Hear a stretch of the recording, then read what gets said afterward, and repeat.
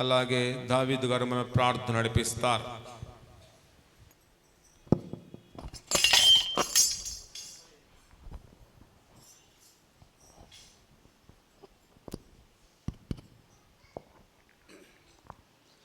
అందరూ తలలో వచ్చినట్లయితే ప్రార్థన చేసుకుందాం.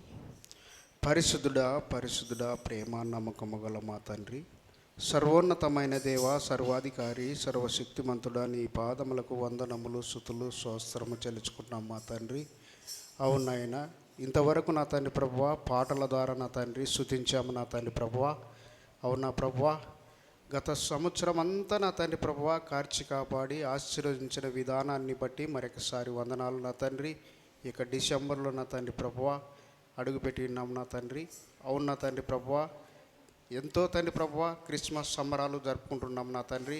వారిని కూడా నీ ఆలయంలో నాకు తండ్రి ప్రభువా రప్పించుటకు సహాయం చేయమని అడుగుతున్నాం నా తండ్రి. నామమును హెచ్చిస్తూ నీ దివ్యమైన నామమున ప్రార్థించి అడిగి వేడుకుంటున్నాం మా పరమ తండ్రి, ఆమేన్. క్రీస్తునందు ప్రేమైన దేవుని బిడలారా, దయచేసి అందరూ కూర్చోవలసినదిగా ప్రభు నామమున తెలియచేస్తూ ఉన్నాం. ఈ యొక్క సమయములో కొద్ది నిమిషాలు దేవుని వాక్యమును మనము ధ్యానించుకుందాం. అంతకంటే ముందు ఈ యొక్క శ్రేష్టమైన సమయం, శ్రేష్టమైన జీవితాన్ని అనుగ్రహించిన ఆ దేవాతి దేవునికి మొట్టమొదటిగా హృదయపూర్వకముగా కృతజ్ఞతాస్తుతులు చెల్లిస్తూ ఉన్నాం. అలాగే ఓపికతో, విశ్వాసముతో, నిరీక్షణతో, ఆశాభావముతో ప్రభు సన్నిధిలో కూర్చున్న మీకందరికీ మన ప్రభువైన యేసుక్రీస్తు నామమున మీకందరికీ శుభములు తెలియచేస్తూ ఉన్నాం. క్రీస్తునందు ప్రేమైన వారలారా, దేవుని యొక్క మహాకృపను బట్టి మనమందరము కూడా ఏ దినాలు ప్రవేశించామండి? క్రిస్మస్ దినాలలోనికి ప్రవేశించి ఉన్నాం. ఒకానొక ఊరిలో, అనగా మా సొంత గ్రామములోనే, అమ్మా మనకు ఏ పండగ వచ్చిందమ్మా, ఏ పండగలోనికి మేము ప్రవేశించామమ్మా అని అడిగితే ఆమె ఏ పండగ చెప్పేదంటే క్రిస్మస్ పండగలోనికి ప్రవేశించామని చెప్పేది. ఏం చెప్పేదమ్మా? క్రిస్మస్ పండగలోనికి ప్రవేశించాము, త్వరలో అందరము క్రిస్మస్ పండగ చేసుకోబోతున్నామని చెప్పేది. కనుక ఆమె చివరికి క్రిస్మస్ పండగను ఏ పండగ మార్చేసిందమ్మా చెప్పండి? క్రిస్మస్ పండగగా మార్చేసింది. కనుక మన జీవితంలో కూడా క్రిస్మస్ పండగను క్రిస్మస్ పండగగానే జరుపుకోవాలి, కానీ క్రిస్మస్ పండగగా మాత్రము మార్చకూడదు, జరపకూడదని ప్రభునామమున మీకందరికీ తెలియచేస్తూ ఉన్నాం. కనుక మనందరినీ కూడా ఈ క్రిస్మస్ దినాలకు ప్రవేశపెట్టాడు గనక అందును బట్టి గట్టిగా చప్పట్లు కొడుతూ ప్రభువును మనమందరము గట్టిగా చప్పట్లు కొడుతూ ప్రభువును అభినందించు వారముగా ఉందాం. క్రీస్తునందు ప్రేమైన దైవ జనాంగమా, చూడండి, నేటి సమయానికి, నేటి ఆరాధన కార్యక్రమానికి ఏర్పాటు చేయబడిన వాక్య భాగాన్ని చదవగా మనమందరము విన్నాం. అలాగే గత ఆదివారము నుండి ఏ అంశంపై మనం ధ్యానిస్తున్నామండి? గత ఆదివారము నుండి ఏ అంశంపై ధ్యానిస్తున్నాం? అందరు చెప్పాలి. 5 బలమైన నామములు. 5 బలమైన నామములు అనే ధ్యానాంశంపై మనము గత వారము నుండి ధ్యానిస్తూ ఉన్నాం. కనుక 5 బలమైన నామములు ఏమిటో పరిశుద్ధాత్మ దేవుడు కొన్నిటిని గత వారములో మనకు తెలియజేశాడు గనుక ఈ సమయంలో మరొకసారి వాటిని మనము పునరాలోచన చేసుకుందాం. ఎందుకంటే మనమందరము కూడా మర్చిపోయిన వారముగా ఉంటాము గనక మరొకసారి వాటిని జ్ఞాపకము చేసుకొని ఇంకా సంపూర్ణంగా దేవుని యొక్క వాక్యంలోనికి మనం వెళ్ళిపోదాం. చూడండి, బైబిల్ గ్రంథములో దేవునికి ఎన్ని నామాలు ఉన్నాయంట? 272 నామములు ఉన్నాయి. బైబిల్ గ్రంథములో దేవాతి దేవునికి 272 పేర్లు ఉన్నట్లు మనము చూస్తూ ఉన్నాం. ఆ పేర్లలో 5 బలమైన నామములు ఉన్నాయి. ఆ 5 బలమైన నామములను గత వారము నుండి మనము ధ్యానిస్తూ ఉన్నాం. అలాగే చదవబడిన వాక్య భాగములో గమనిస్తే ప్రవక్త అయిన యెషయా ప్రవచించిన ఈ ప్రవచనం కొన్ని వందల సంవత్సరాల తర్వాత నెరవేర్పు జరిగినట్లు గత వారములో దేవుడు మనకు తెలియచేశాడు. మత్తయి సువార్త 2వ అధ్యాయం 1వ వచనములో ప్రవక్త అయిన యెషయా ప్రవచించిన ఈ ప్రవచనం కొన్ని వందల సంవత్సరాల తర్వాత నెరవేర్పు జరిగినదని గత వారములో దేవుడు బహుస్పష్టముగా మనకు తెలియచేశాడు. తర్వాత ఈ వచన భాగములో మనం చూస్తే చూడండి, క్రీస్తు దైవత్వము, క్రీస్తు మానవత్వం అనేది బహుస్పష్టముగా కనబడుతుందని గత వారములో దేవుడు మనకు తెలియచేశాడు. ఏం కనబడుతున్న వచనంలో? క్రీస్తు యొక్క దైవత్వం, క్రీస్తు యొక్క మానవత్వం అనేది ఆ వచనములో చాలా చక్కగా మనకు కనబడుతూ ఉంది. కనుక యేసు ప్రభుల వారికి 5 బలమైన నామములు పెట్టబడ్డాయి. ఎప్పుడు పెట్టబడ్డాయి అంటే ఆయన పుట్టిన తర్వాత పెట్టబడ్డాయా, పుట్టక పూర్వం పెట్టబడ్డాయా? ఆయన పుట్టక పూర్వమే 5 బలమైన నామములు పెట్టబడినట్లు మనం చూస్తున్నాం. ఆ 5 బలమైన నామములు ఏమిటో గత వారంలో కొన్ని దేవుడు మనకు తెలియజేశాడు. యేసు ప్రభుల వారికి ఆయన పుట్టక పూర్వమే పెట్టబడిన మొట్టమొదటి పేరు ఏంటంట? ఆశ్చర్యకరుడు. ఆయన పెట్టబడిన పేరు, మొట్టమొదటి పేరు ఆశ్చర్యకరుడు అని గత వారములో దేవుడు మనకు తెలియచేయగా మనమందరము విన్నాం. ఆయనకు ఆశ్చర్యకరుడు అనే పేరు పెట్టబడింది. కనుక దేవుడు యేసు ప్రభు దేనిలో ఆశ్చర్యకరుడో కొన్ని విషయాలను దేవుడు మనకు తెలియచేశాడు. ఒకటి చూడండి, మన దేవుడు దేనిలో ఆశ్చర్యకరుడు అంటే యేసు ప్రభు తన స్వభావములో ఆశ్చర్యకరుడు. దేనిలో ఆశ్చర్యకరుడు అంట? తన స్వభావములో ఆయన ఆశ్చర్యకరుడని దేవుడు గత వారములో మనకు తెలియచేశాడు. కనుక యేసు ప్రభుల వారు దేనిలో ఆశ్చర్యకరుడు అంటే రెండోదిగా తన గుణములలో ఆశ్చర్యకరుడుగా ఉన్నాడు అని గత వారములో దేవుడు మనకు తెలియచేశాడు. కనుక యేసు ప్రభుల వారు దేనిలో ఆశ్చర్యకరుడు అంటే చూడండి, కన్యకకు జన్మించుటలో ఆయన ఆశ్చర్యకరుడు అని దేవుడు గత వారములో బహుస్పష్టముగా మనతో ఆయన మాట్లాడిన విధానాన్ని మనమందరము ఎరిగిన వారమే. కనుక యేసు ప్రభుల వారు దేనిలో ఆశ్చర్యకరుడు అంటే నాలుగోదిగా మత్సలేని పవిత్ర జీవితం జీవించుటలో ఆయన ఆశ్చర్యకరుడు.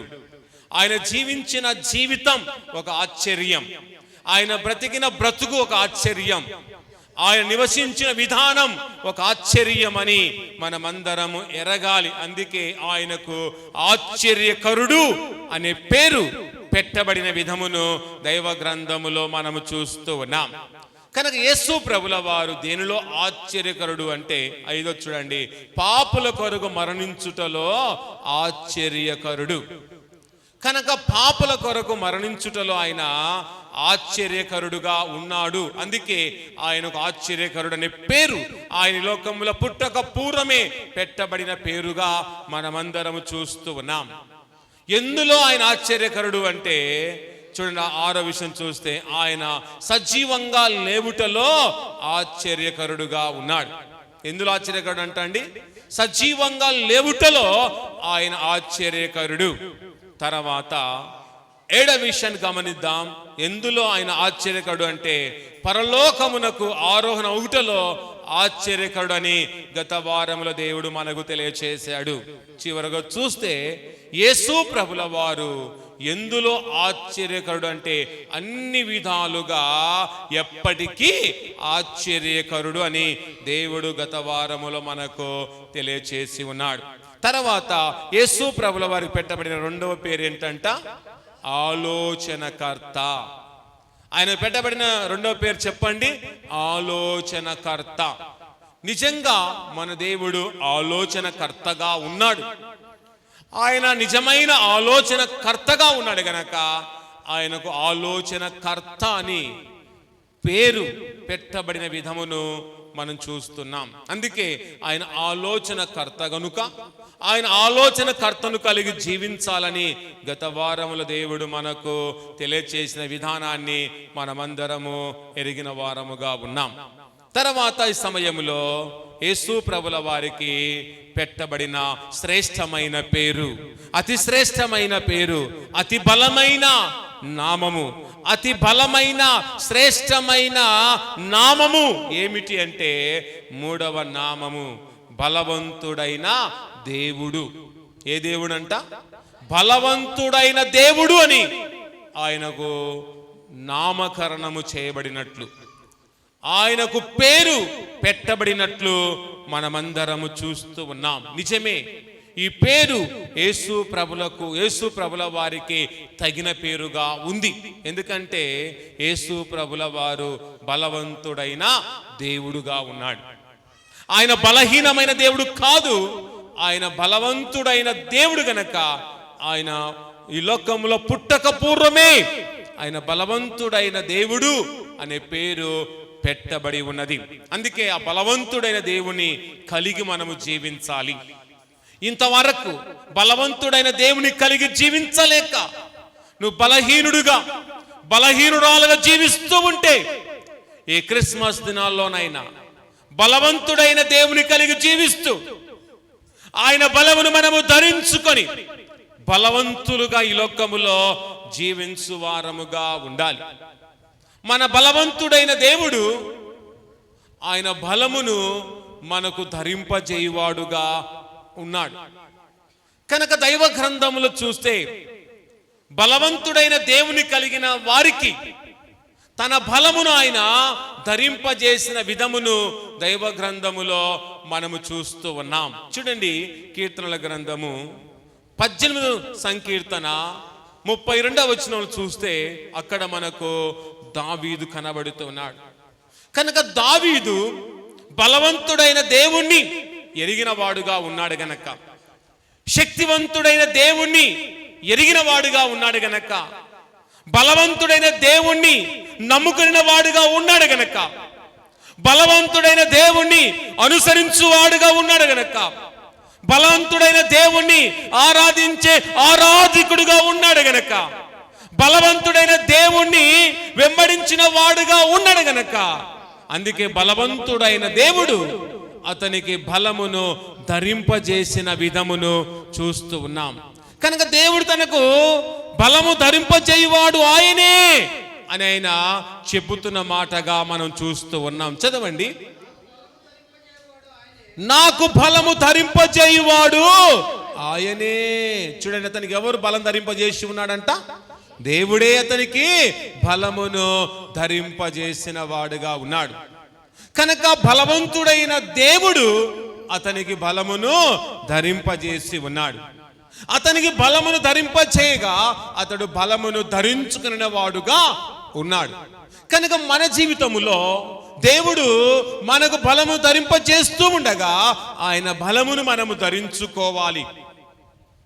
ఆయన బలమును ధరించుకున్న తర్వాత ఆయన బలమును పోగొట్టుకొనకుండా, ఆయన బలమును పోగొట్టుకొని బలహీనులుగా మనం మారకుండా ఇంకా అధికమైన బలమును దేవుని ద్వారా పొందుకొని, అధికమైన శక్తిని దేవుని ద్వారా పొందుకొని, అధికమైన తన తోడ్పాటును మనము పొందుకొని లోకములో మనము జీవించడము ఎంతో అవసరత.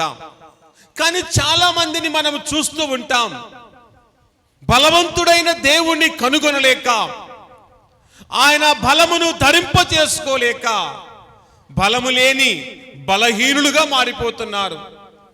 బలము లేని వ్యక్తులుగా లోకములో ఎందరో మనకు కనబడుతూ ఉన్నారు. కానీ ప్రియనేస్తమా, మనమందరము కూడా దేవుని వారము గనక, మనమందరము బలవంతుడైన దేవుని యొక్క బిడలము గనక, మనమందరము బలవంతుడైన దేవుని యొక్క వారసులము గనక, ఆయన వారసులమైన మనం ఆయన బలవంతుడైన దేవుడిని కనుగొని ఆయన బలమును కలిగి జీవిస్తూ ఉంటే అన్ని వేళల దేవుడు తన బలము ధరింపజేస్తున్నాడు. దావీదునకు తన బలము ధరింపజేసిన దేవుడు ఖచ్చితంగా నా జీవితంలో తన బలమును ధరింపచేస్తూ ఉండగా ఆయన బలమును మనము ఖచ్చితముగా ధరించుకోవాలి. కిందికి చదవండి. నన్ను యథార్థ మార్గమున నడిపించువాడు. చూడండి, అతను ఎక్కడ నడిపిస్తున్నాడంట? యథార్థ మార్గమున నడిపిస్తూ ఉన్నాడు. అతను యథార్థ మార్గం నడిపించిన దేవుడు మనల్ని కూడా దేవుని అడిగితే యథార్థమైన మార్గములో ఆయన నడిపించువాడుగా ఉన్నాడు. ఇంతవరకు నువ్వు ఏ మార్గం నడుస్తున్నావో అది నీకు తెలుసు. ఇంతవరకు నడిచిన మార్గములు వేరు, ఇక నుండి నడవబోయే మార్గము వేరు. కానీ క్రిస్మస్ దినాల్లో నువ్వు ఇంతవరకు ఏ మార్గం నడిచావో అది అనవసరం. ఈరోజు నువ్వు తీసుకున్న నిర్ణయమును బట్టి, నువ్వు తీసుకుంటున్న ఒక తీర్మానమును బట్టి నా దేవుడు నన్ను యథార్థ మార్గం నడిపిస్తున్నాడనే ఒక దృఢ సంకల్పముతో నమ్మి మనమందరము కూడా యథార్థ మార్గములో నడవడము నేర్చుకుందాం. ఇంతవరకు నువ్వు దుష్టుల మార్గం నడిచి ఉంటే ఆ మార్గాన్ని వదిలిపెట్టు. ఇంతవరకు పాపల మార్గములో నువ్వు నడుస్తూ ఉంటే ఆ మార్గమును తక్షణమే వదిలిపెట్టు. అపవాసకుల మార్గములో నువ్వు నడుస్తూ ఉంటే ఆ మార్గాన్ని వదిలిపెట్టు. ఇప్పుడే భక్తినిత మార్గం నడుస్తూ ఉంటే ఆ మార్గమును వదిలిపెట్టు. యథార్థత లేని జీవితం నీలో ఉంటే ఆ జీవితాన్ని వదిలిపెట్టి ఇది నానా యథార్థతను ప్రభు ద్వారా మనము పొందుకొని ఆయన వాళ్ళందరూ యథార్థము నడిపిస్తూ ఉండగా యథార్థ మార్గములో ప్రభు యొక్క మార్గములో నడుచువారముగా మనము ప్రయాణించువారముగా ఉండాలని ప్రభు నామను తెలియజేస్తూ ఉన్నాం. చూడండి, బలవంతుడైన దేవుడు అనగా అర్థం ఏమిటంటే, చూడండి, అన్ని శక్తులకు అధిపతి. బలవంతుడైన దేవుడు అనగా అర్థం ఏంటంట? అన్ని శక్తులకు అధిపతి. యుద్ధములో జయము అనుగ్రహించుటలో మన దేవుడు శక్తివంతుడు అని అర్థం. చూడండి, అన్ని శక్తులకు అధిపతిగా ఉన్నాడు, యుద్ధములో జయం అనుగ్రహించు దేవుడుగా ఉన్నాడు అనేది అర్థం అని మనం జ్ఞాపకం చేసుకొని మనం కూడా బలవంతుడైన దేవుని కలిగి ఉంటే యుద్ధములో మనకు జయమిస్తాడు, అన్ని విషయాల్లో మనకు జయమిస్తాడు, అన్ని విషయాల్లో తన శక్తిని అనుగ్రహిస్తాడని మనమందరము ఎరుగువారముగా ఉండాలి. మన దేవుడు దేనిలో బలవంతుడైన దేవుడు అంటే, చూడండి, పాపంపై విజయము పొందుటలో మన దేవుడు బలవంతుడు. దేనిలో బలవంతుడంట? పాపంపై విజయం పొందుటలో మన దేవుడు బలవంతుడు. మరలా మనం చూస్తే మన దేవుడు దేనిలో బలవంతుడు అంటే సాతానుపై అధికారము కలిగి ఉండుటలో బలవంతుడు. మన దేవుడు, నువ్వు అనుకోవచ్చు ఆయన బలహీనుడు అనుకుంటున్నామే, కానీ ఆయన ఎంతో బలవంతుడు. సాతానుపై అధికారము కలిగిన వాడుగా ఉన్నాడు. సాతానుపై అధికారము కలిగిన దేవుడు మన బలవంతుడైన దేవుడు. బలవంతుడైన దేవుడు అంటే మరణంపై అధికారము గలవాడుగా ఉన్నాడు. దేనిపై అధికారం గలవాడుగా ఉన్నాడంట? మరణముపై కూడా ఆయన అధికారము గల దేవుడుగా ఉన్నాడు. దేనిలో ఆయన బలవంతుడు అంటే తన ప్రజలను రక్షించగల శక్తివంతుడుగా ఉన్నాడు. తన ప్రజలను రక్షించుటలో మన దేవుడు బలవంతుడైన దేవుడు అని నమ్మి ఆ బలవంతుడైన దేవుడు మనకుండగా మనము ధన్యులమే. ఆ బలవంతుడైన దేవుని కలిగి ఉండడమే మన జీవితానికి మేలు అని ఎరిగి ఈ రోజు నుండి బలవంతుడైన దేవుని కలిగి జీవించుచు బలవంతుడైన దేవుని యొక్క బలమును మనము పొందుకొని, బలవంతుడైన సమర్థతను మనము పొందుకొని, బలవంతుడైన ప్రభావమును మనం పొందుకొని, బలవంతుడైన దేవుని యొక్క దీవెనలు మనము పొందుకొని దీవెనకరమైన వారుగా ఈ లోకములో మనము జీవించు వారముగా ఉండాలి. తర్వాత యేసు ప్రభుల వారికి పెట్టబడిన పేరు, 4వ పేరు ఏమిటంటే నిత్యుడగు తండ్రి. ఏ పేరంట ఆయనకు? నిత్యుడగు తండ్రి అనే పేరు ఆయనకు పెట్టబడి ఉన్నది. నిత్యుడగు తండ్రి అనగా అర్థం ఏమిటంటే శాశ్వతమైన ప్రేమతో తన ప్రజలను కాపాడువాడు. నిత్యుడగు తండ్రి అనగా శాశ్వతమైన ప్రేమతో తన ప్రజలను కాపాడువాడు అని అర్థం. కనుక దేవుడు మనకు నిత్యుడగు తండ్రిగా ఉన్నాడు. చూడండి, మనకు ఈ లోకమందు తండ్రి ఉన్నాడు, పరలోకమందు కూడా తండ్రి ఉన్నాడు. కనుక మనకు 2 తండ్రులు ఉన్నారు. ఎవరు అంటే ఈ లోకమందు మన శరీర తండ్రి ఉన్నాడు, పరలోకమందు మన ఆత్మీయ తండ్రి ఉన్నాడు. కనుక ఏ తండ్రి మనకు శాశ్వతమైన వాడు అనేది ఆలోచిస్తే, ఈ లోకమందున్న తండ్రి మనకు శాశ్వతమైన వాడు కాదు, కానీ పరలోకమందున్న తండ్రి మనకు శాశ్వతమైన వాడు.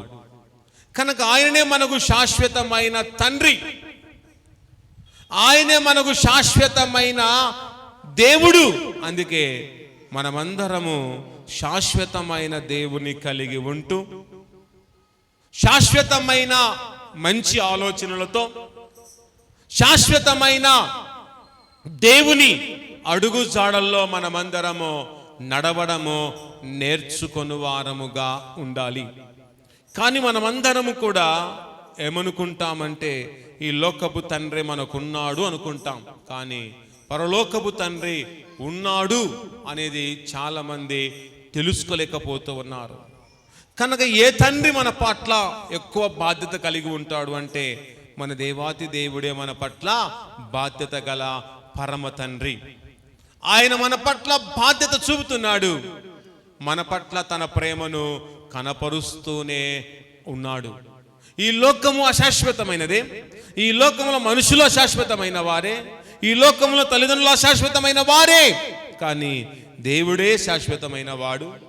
ఆయన రాజ్యమే శాశ్వతమైనది, ఆయన నివాసమే శాశ్వతమే. కనుక వాటి కొరకు మనము నిత్యము మనము కనిపెట్టుకుంటూ, వాటి కొరకు ఎదురు చూస్తూ, వాటిని మనము ఆ ప్రభువు ద్వారా, నిత్యుడగు తండ్రి ద్వారా మనమందరము పొందిన వారముగా ఉండాలి. అందుకే చదవబడిన వాక్య భాగం చదవండి. యెషయా గ్రంథము 9వ అధ్యాయం 6వ వచనం చదవండి.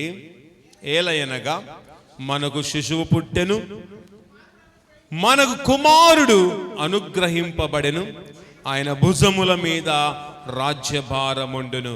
కనుక ఆయన భుజముల మీద ఏముందంట? రాజ్యభారము ఉంది.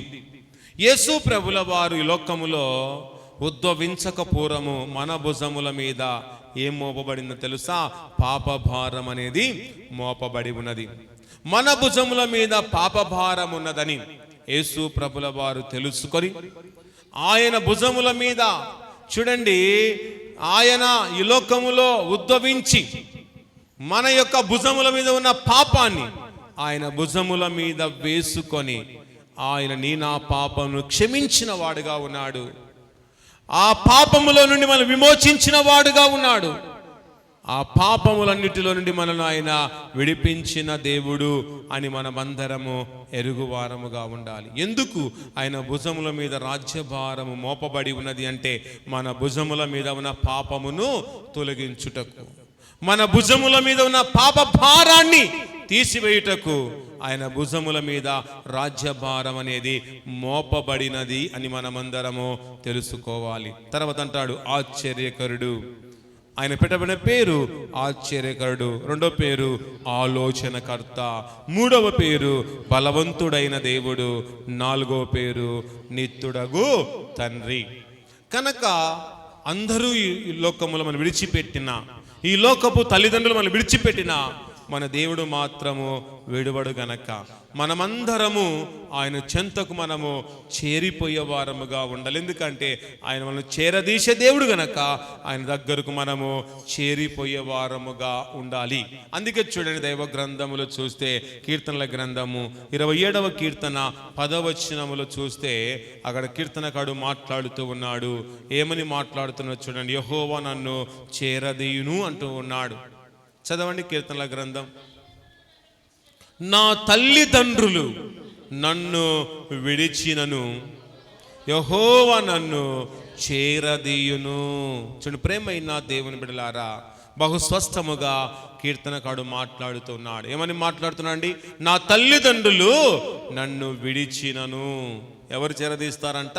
యెహోవా నన్ను చేరదీయును అంటూ ఉన్నాడు. నిజమే, ఈ లోకపు తల్లిదండ్రులు మనల్ని విడిచినా మన దేవుడు మాత్రం మనల్ని చేరదీయువాడుగా ఉన్నాడు. కనుక ఎవరు విడిచిపెట్టినా పర్వాలేదు, కానీ దేవుడు మాత్రం మనల్ని చేరదీయువాడుగా ఉన్నాడు. తన చెంతకు ఆయన చేర్చుకొని వాడుగా ఉన్నాడు. తన నివాసమునకు ఆయన చేర్చుకొని నిత్యుడగు తండ్రి. ఆ నిత్యుడగు తండ్రిని మనము విడిచిపెట్టడం అది భావ్యము కాదు. నిత్యుడగు తండ్రిని కలిగి ఉండడమే మన జీవితానికి ఒక మూలాధారం అని ఎంచుకొని వారముగా ఉండాలి. కనుక యేసు ప్రభుల వారు ఈ లోకములో ఉద్భవించక పూర్వమే ఈ పేర్లు పెట్టబడ్డాయంటే ఎంత ధన్యకరమైన విషయం ఒకసారి ఆలోచించండి. యేసయ్య ఈ లోకములో పుట్టక పూర్వమే ఇంత ఘనమైన పేర్లు పెట్టబడ్డాయి అంటే మన ప్రభువు ఎంత ఉన్నతమైన వాడో ఒకసారి మనం ఆలోచించాలి. ఎప్పుడు పెట్టబడ్డాయంటే ఆయన పుట్టకపున కొన్ని వందల సంవత్సరాల క్రితమే ప్రవక్త యెషయా ఈ పేర్లు పెట్టబడినట్లు ఆయన ప్రవచించిన విధమును దైవ గ్రంథములో మనం చూస్తున్నాం. కానీ మనకు కూడా పేర్లు పెట్టబడుతూ ఉన్నాయి. కానీ మన పేర్లకు ఈ పేర్లకు చాలా వ్యత్యాసం అనేది ఉంది. దేవుని యొక్క నామం అత్యున్నతమైన నామం. ఆయనకు పెట్టబడిన 5 నామాలు అవి అత్యున్నతమైన నామములుగా ఉన్నాయి. అత్యున్నతమైన పేర్లుగా దైవ గ్రంథములో లిఖితమైనట్లు మనం చూస్తున్నాం. దైవ గ్రంథములో ఆయనకున్న పేర్లు 272 పేర్లు ఉన్నాయి.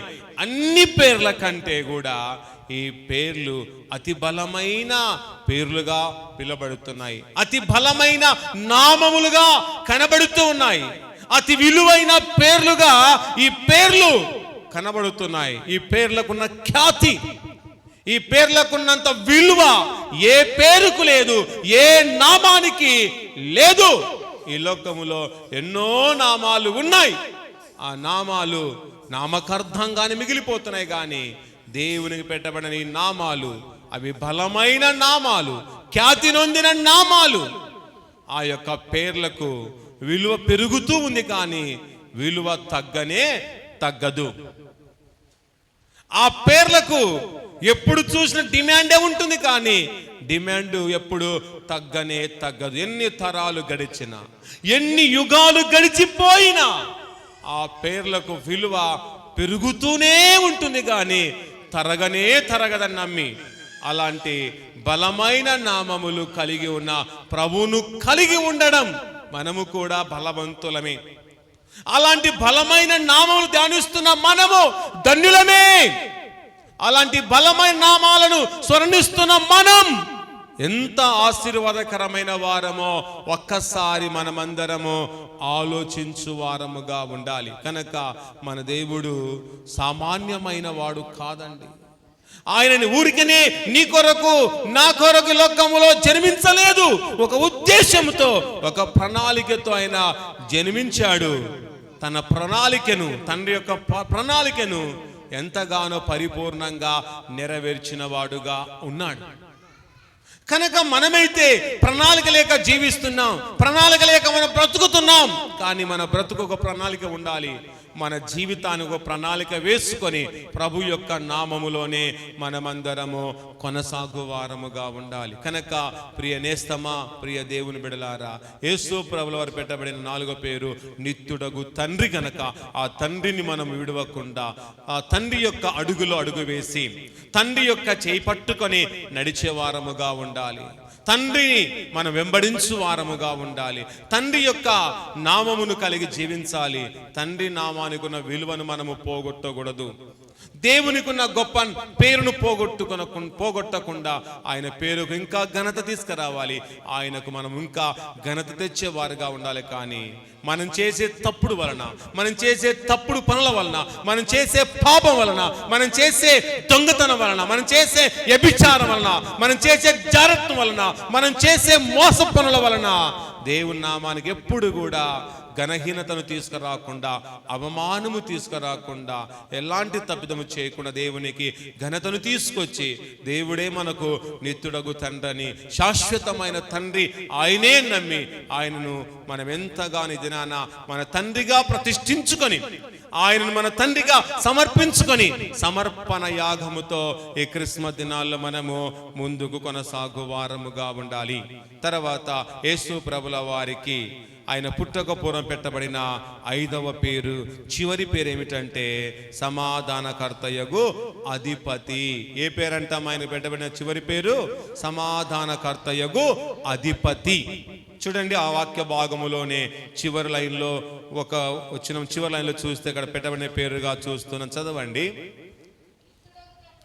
నిత్యుడగు తండ్రి, సమాధానకర్తయగు అధిపతి అని అతనికి పేరు పెట్టబడును అని అక్కడ మనం చూస్తున్నాం. నిజంగా మన దేవుని పెట్టబడిన పేరు సమాధానకర్తయగు అధిపతి.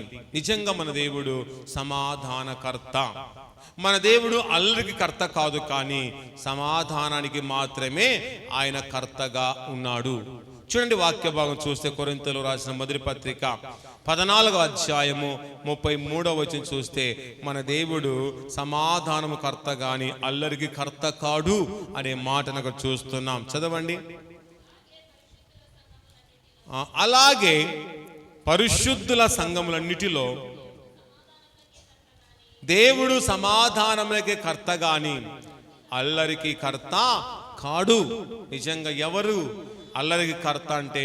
దుష్టుడు అల్లరికి కర్త, అపవాది అల్లరికి కర్త. కానీ సమాధానమున కర్త ఎవరంటే మన ప్రభువు. అందుకే మన దేవుడు సమాధానమునకే కర్త. కనుక ఈ లోకములో మనం జీవిస్తూ ఉండగా, సమాధానం లేని వారుగా ఉండగా, యేసయ్య 2000 సంవత్సరాల క్రితములో నీ కొరకు నా కొరకు ఉద్భవించి మనకందరికి తన సమాధానమును, తన శాంతిని అనుగ్రహించిన విధమును, ఆ యొక్క సందర్భాన్ని మనం ఎంతగానో జ్ఞాపకం చేసుకోవాలి. అందుకే యేసు ప్రభుల వారు స్వతహాగా మాట్లాడుతున్న మాటగా మనం చూస్తున్నాం. యోహాను సువార్త 14వ అధ్యాయము 27వ వచనం చూస్తే, నా శాంతినే మీకు అనుగ్రహించి వెళ్ళుచూ ఉన్నాను, నా శాంతినే మీకు అనుగ్రహిస్తూ ఉన్నానని యేసు ప్రభుల వారు మాట్లాడిన మాటగా మనం చూస్తున్నాం. చదవండి. శాంతి మీకు అనుగ్రహించి వెళ్ళుచూ ఉన్నాను, నా శాంతిని మీకు అనుగ్రహించుచున్నాను, లోకమిచ్చునట్టుగా నేను మీకు అనుగ్రహించుట లేదు, మీ హృదయములను కలవరపడనీయకుడి, బెరవనీయకుడి. చూడండి, ప్రభు అంటున్నాడు, శాంతిని మీకు అనుగ్రహించి వెళ్ళుచున్నాను, నా శాంతిని మీకు అనుగ్రహిస్తూ ఉన్నాను. ఏ శాంతి అంట అండి? దేవుని యొక్క శాంతినే మనకు దేవుడు అనుగ్రహిస్తున్నాడు. అందుకే మన దేవుడు శాంతికి కర్తగా ఉన్నాడు, సమాధానమునకు కర్తగా ఉన్నాడు.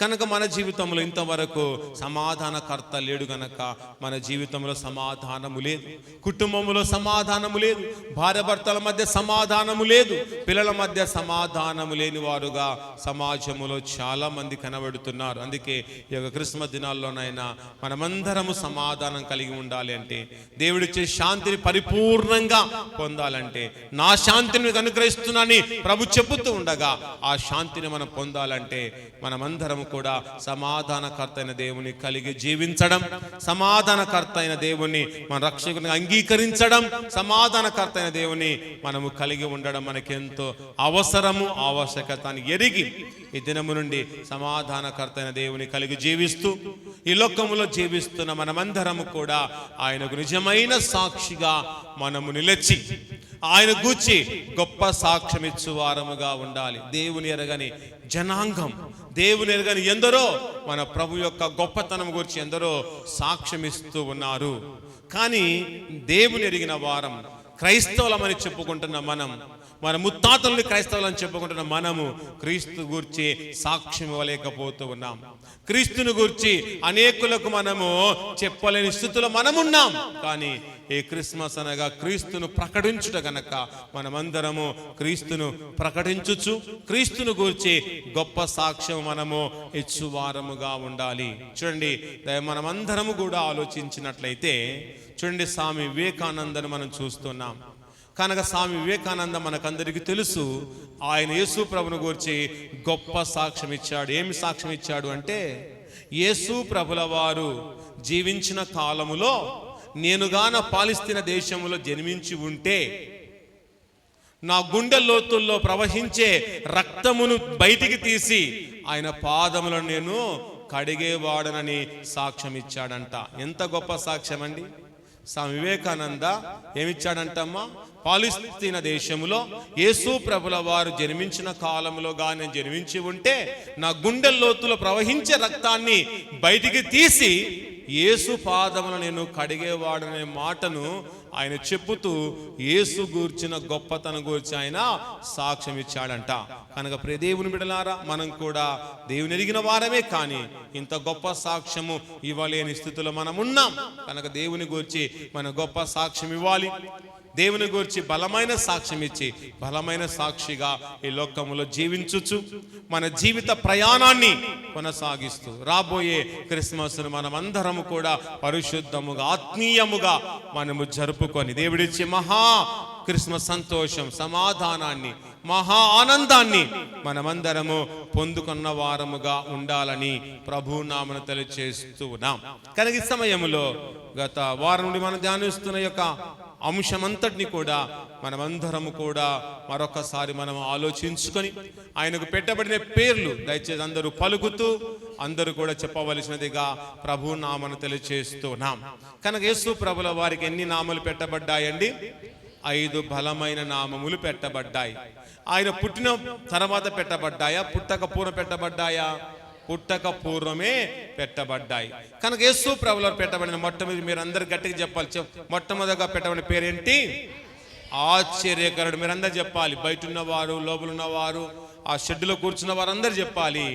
ఆయన పెట్టబడిన మొట్టమొదటి పేరు గట్టిగా చెప్పాలి, ఆశ్చర్యకరుడు. చెప్పండి అందరూ, ఆశ్చర్యకరుడు. తర్వాత యేసు ప్రభువులకు పెట్టబడిన రెండో పేరు చెప్పండి, ఆలోచనకర్త. యేసుకు పెట్టబడిన రెండో పేరు ఆలోచనకర్త. గట్టిగా చెప్పాలి, ఆలోచనకర్త. యేసు ప్రభువులకు పెట్టబడిన మూడో పేరు చెప్పండి, బలవంతుడైన దేవుడు. గట్టిగా చెప్పాలి, బలవంతుడైన దేవుడు. యేసు ప్రభువుల వారికి పెట్టబడిన నాలుగో పేరు చెప్పండి, నిత్యుడగు తండ్రి. అందరు గట్టిగా చెప్పాలి, నిత్యుడగు తండ్రి. యేసు ప్రభువులకు పెట్టబడిన చివరి పేరేంటి? సమాధానకర్తయగు అధిపతి. చెప్పండి, సమాధానకర్తయగు అధిపతి అనే పేరు ఆయనకు పెట్టబడిన విధమును చూస్తున్నాం. ఆయన పేర్లను మనమందరము చాలా చక్కగా పలికాం. ఈ పలికిన పేర్లను జీవితంలో మర్చిపోకుండా ఎప్పుడు మనం లేపి యేసు ప్రభువుల వారు పెట్టబడిన 5 బలమైన నామాలు చెప్పండి అంటే మనమందరం ఎలా చెప్పాలమ్మా? టకటక మనము చెప్పువారముగా ఉండాలి. చక్కగా మనము అనేకులకు చెప్పేవారముగా ఉండాలని ప్రభు నామమున తెలియజేస్తున్నాం. కానీ అలాంటి స్థితి మనలో లేదు. దేవుని మందిరం వచ్చుటలో నిర్లక్ష్యం, దేవుని వాక్యం వినుటలో నిర్లక్ష్యం, దేవుని వాక్యము బోధించుటలో కూడా నిర్లక్ష్యం ఉంటుంది. ఆ నిర్లక్ష్యాన్ని మనము ఈ దినము నుండి మనము తొలగించుకునే వారుగా ఉండాలి. కానీ చాలా మంది ప్రారంభములో ప్రార్థనకు త్వరగా రారు, కానీ అలాగే చివరిగా వాక్యానికి లేస్తామని అనుకున్న సమయంలో నేను పాట పాడాలని మాత్రము పోటీ పడుతూ ఉంటారు. 10 గంటలకే ప్రార్థన ప్రారంభమవుతుంది. 4 పాటలు పాడే వరకు ఎవరు కూడా రారు. వస్తారమ్మా? రారు.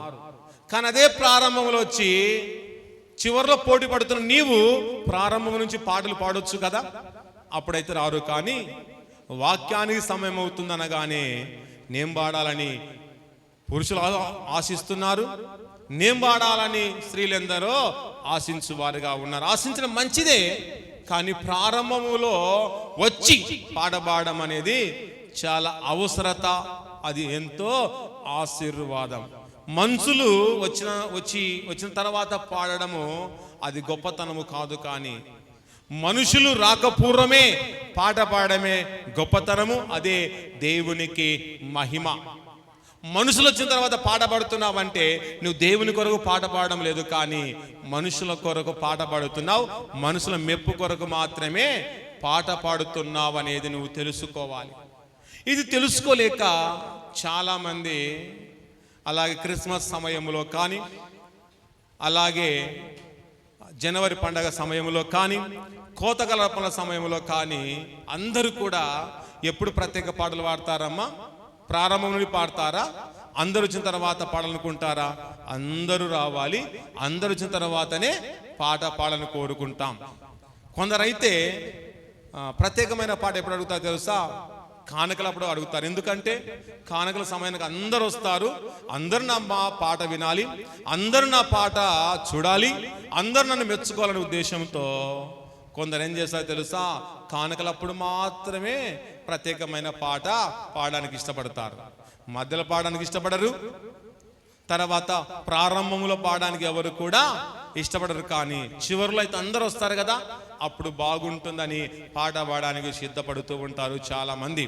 కానీ అలాంటి సమయంలో కాదు, కానీ మనుషులు ఉన్నా లేకపోయినా పాట పాడమే దేవునికి అది మహిమార్థము. కనుక మనుషులు ఉన్నా లేకపోయినా దేవుని స్తుతించడమే ధన్యకరము. కనుక నువ్వు మనుషులు ఉన్నప్పుడే పాలనుకోవడము అది మంచిది కాదు. కనుక ఆరాధన 10 గంటలకు ప్రారంభమవుతుంది. పాటలు పాడేవారు ఎందరో ఉన్నారు మన సంఘములో, కానీ ప్రారంభంలో రాలేరు. కానీ చివరిలో వచ్చి నేను పాడాలి పోటీ పడడం ఎంతవరకు న్యాయమో ఒకసారి ఆలోచించుకుందాం, ఆత్మ పరిశీలన చేసుకుందాం. రాబోతున్న క్రిస్మస్ రోజు ఒక సంగీతం మన మధ్యలోకి రాబోతుంది. ఆ రోజు మాత్రం పాటలు పాడడానికి అందరూ సిద్ధంగా ఉండండి. ప్రారంభం నుండి వచ్చి పాడడానికి మాత్రం మీరు రావాలి, కానీ చివరిలో వచ్చి పాడతామనడము అది దేవుడు మెచ్చుకోడు అనే విషయాన్ని మీరందరూ తెలుసుకోవలసినదిగా ప్రభు నామమున తెలియజేస్తున్నా. కనుక ప్రియ దేవుని బిడ్డలారా, మనమందరం కూడా దేవుని మందికి ఎందుకు వస్తున్నాం?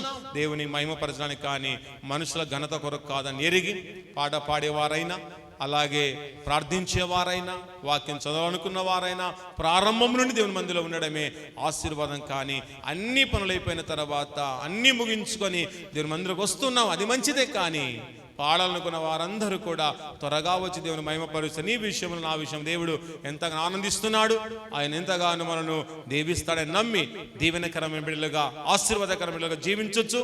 మనం దేవుని యొక్క సన్నిధిలో గడుపుతూ విశ్వాస, నిరీక్షణ, ఆశాభావంతో మనమందరము ముందుకు కొనసాగుతూ మన జీవితాన్ని దేవునికి అప్పగించుకొని ముందుకు మనం వెళ్ళిపోయి వారముగా ఉందాం. ప్రార్థించుకుందాం. తలలు వంచండి, ప్రార్థించుకుని దేవుడి చిన్నతమైన తన కరుణ, తన కటాక్షత, తన సన్నిధిని, తన ఆశీర్వాదం, తన జీవితాన్ని ఈ సమయంలో మనం పొందుకుందాం. దేవానికి స్తోత్రాలు. ఇంతవరకు మీరు మాతో మాట్లాడిన ప్రతి మాటను బట్టి స్తోత్రాలు. మేమందరం ఈ వాక్య ప్రకారం జీవించే కృప, భాగ్యమును, ధన్యతను మాకు అందించి మమ్మల్ని బలపరచు మనందరూ ప్రార్థిస్తూ ఉంటుండగా ప్రార్థన చేసుకుందాం. దేవా, నీవే మా దేవుడవు, నీవే మా తండ్రివి గనక మీరు మమ్మలను ఆశీర్వదించుము నాయనా, మమ్మల్ని దీవించుము దేవా, మమ్మలను బలపరచు మనందరూ అలా ప్రార్థిస్తూ ప్రభువును కొనియాడుతూ ఉండగా మన మధ్యలో ఉన్న స్త్రీలు, ఒకరు ప్రేమింపబడిన వారు, వాక్య ఫలింపు కొరకు ప్రార్థించవలసినదిగా ప్రభు నామమున మీకు అందరికీ మనవి చేస్తూ ఉన్నాం. పరిశుద్ధుడా, పరిశుద్ధుడా, మహోన్నతుడా, మహాగణుడా, సర్వశక్తిమంతుడా, సర్వాధికారి, ఘనమైన తండ్రి, నీ ఘనమైన పాదములకు వందనములు, స్తుతులు, స్తోత్రములు చెల్లిస్తూ ఉంటున్నాం ప్రభువా. ఈ దినమును చూడలేక ఎంతోమంది కాలగర్భంలో గర్తించిపోయినప్పటికీ మమ్మల్ని అయితే నీ సజీవ లెక్కలో ఉంచి నిన్ను మోకరించి ఈ మధ్యకాల సమయంలో నిన్ను ఆరాధించే భాగ్యానికి మాకందరికి దయచేసిన విధానాన్ని బట్టి నీకు స్తోత్రములు, వందనములు చెల్లిస్తున్నాం ప్రభువా. నేను తండ్రి ప్రభా, గడిచినటువంటి ప్రభా నేను తండ్రి క్రిస్మస్ మాసంలో నుంచి సంతోషకరమైన దినములు గడిచినప్పటి నుంచి నేను మరలా